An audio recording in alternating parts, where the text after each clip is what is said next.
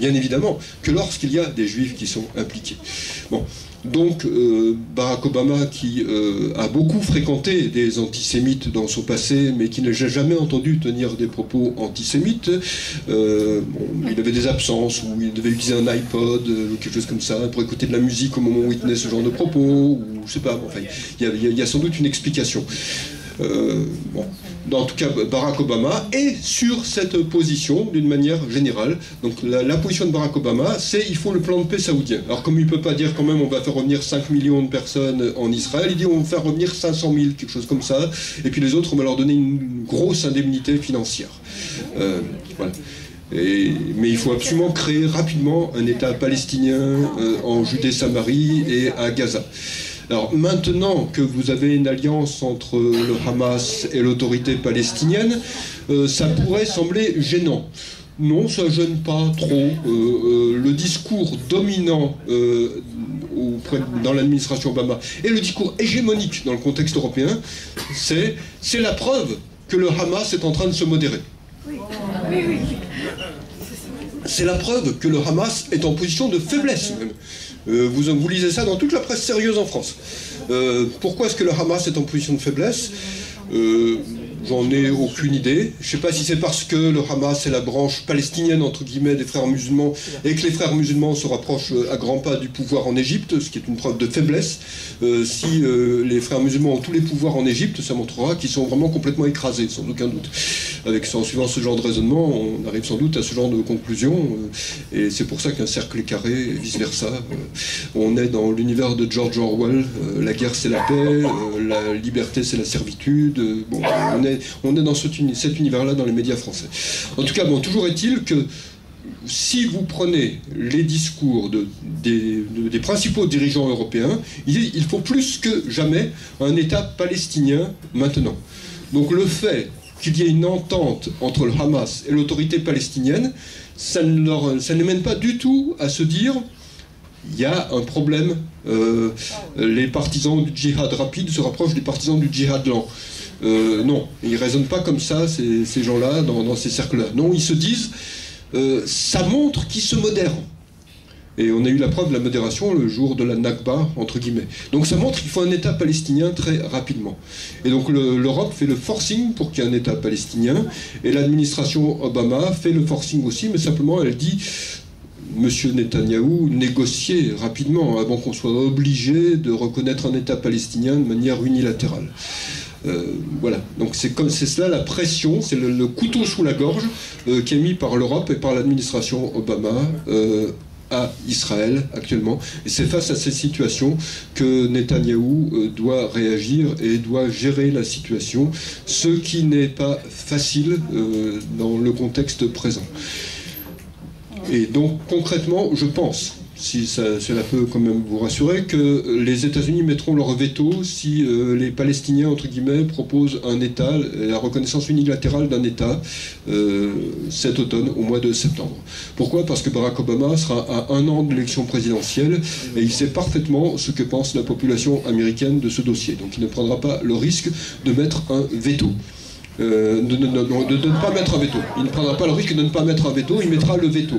Mais en même temps, il fera comprendre qu'il le met de manière un peu contrainte et forcée, avec réticence, que c'est pas vraiment ce qu'il pense et que quand même Israël devrait faire un effort, parce qu'il est quand même un ami d'Israël et que Israël pourrait le récompenser de son amitié en faisant des gestes qui vont dans le bon sens. Voilà, c'est à peu près le discours que je m'attends à entendre dans les semaines et dans les mois qui viennent de la part de l'administration Obama. Mais sur ce plan, je dirais que le pire sera à craindre si Barack Obama est réélu, parce que là, il aura les mains complètement libres. Et là, je pense que la situation deviendrait extrêmement dangereuse. Et donc, je pense qu'il importe de tout faire pour que Barack Obama ne soit pas réélu. Donc, pour le moment, je dirais que nous sommes dans une situation d'orage. Il faut tenir bon pendant cet orage. Et il faut vraiment tout faire pour que l'orage cesse le plus rapidement possible. Ceci étant dit, Et je terminerai en disant cela, parce que je ne veux pas vous laisser sur une note trop pessimiste. Israël a les moyens de résister. Israël a une armée qui a les moyens de résister. Israël a une économie florissante et dynamique, qui est l'une des économies les plus dynamiques du monde occidental aujourd'hui. Et Israël devrait bien faire comprendre à tous les pays qui parlent de boycotter l'économie israélienne que si Israël boycottait les autres pays, Israël en souffrirait, mais que les autres pays en souffriraient aussi beaucoup. Parce que Israël a quand même une position extrêmement importante, qu'on ne souligne pas assez, mais que vous connaissez, je n'en doute pas, dans le domaine de toutes les hautes technologies. Et donc, c'est d'ailleurs ce que je réponds aux gens qui me parlent de boycotter Israël. J'aurais dit, bon, ben, d'accord, faites-le. Laissez tomber votre téléphone portable, laissez tomber votre ordinateur portable, laissez tomber Internet, laissez tomber tout cela, laissez tomber la plupart des technologies médicales qui pourraient vous sauver la vie, mais après tout, c'est normal de vouloir mourir vertueux plutôt que d'être sauvé par une technologie israélienne.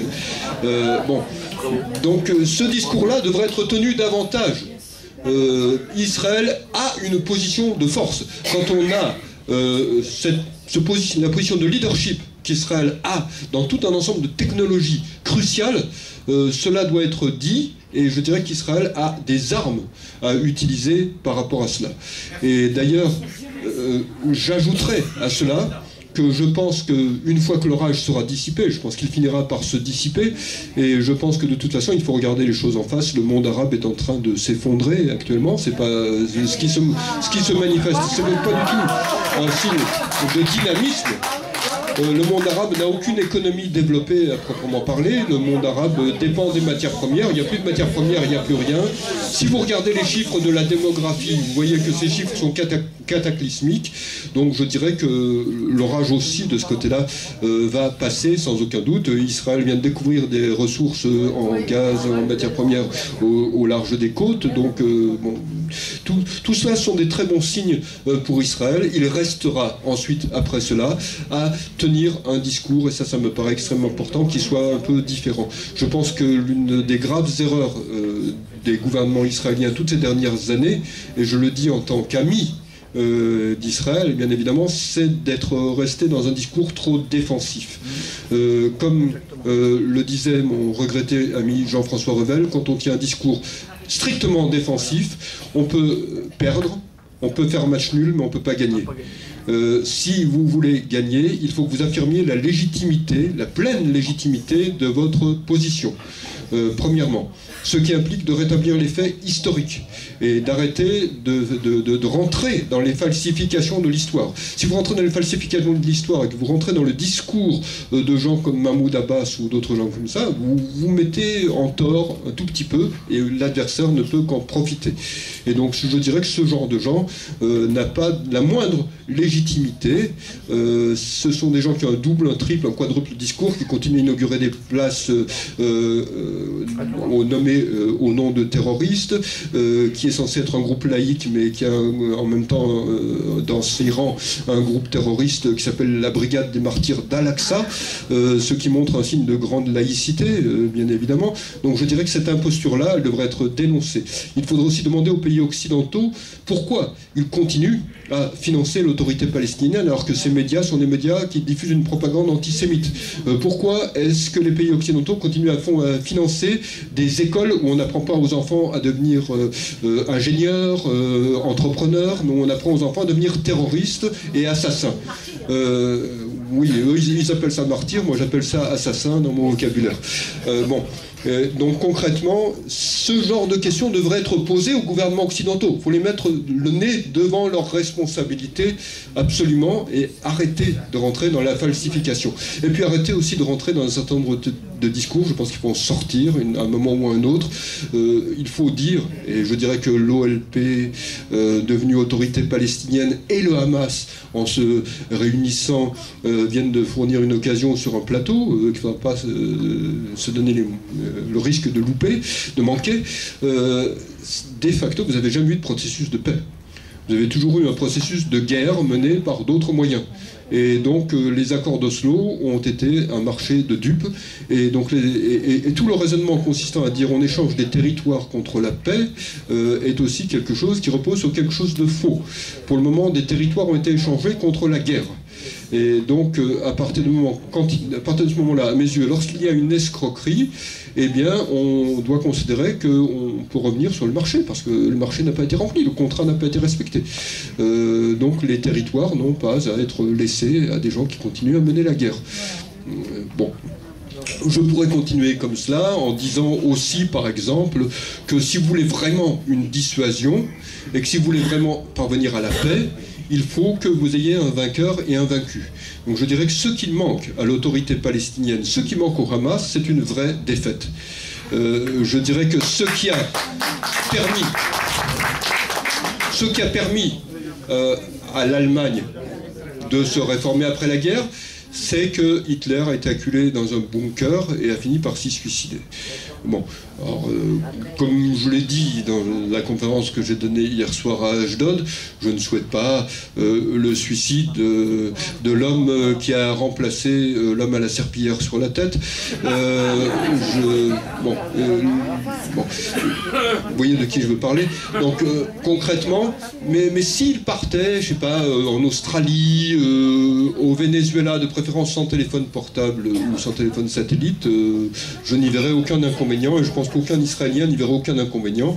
Je pense que tout allait beaucoup mieux lorsque l'OLP était à Tunis, et que Tunis c'était même pas assez loin. Bon. Donc voilà, je pense qu'Israël devrait se donner les moyens d'avoir un discours plus offensif, parce que la condition de la victoire, elle est là.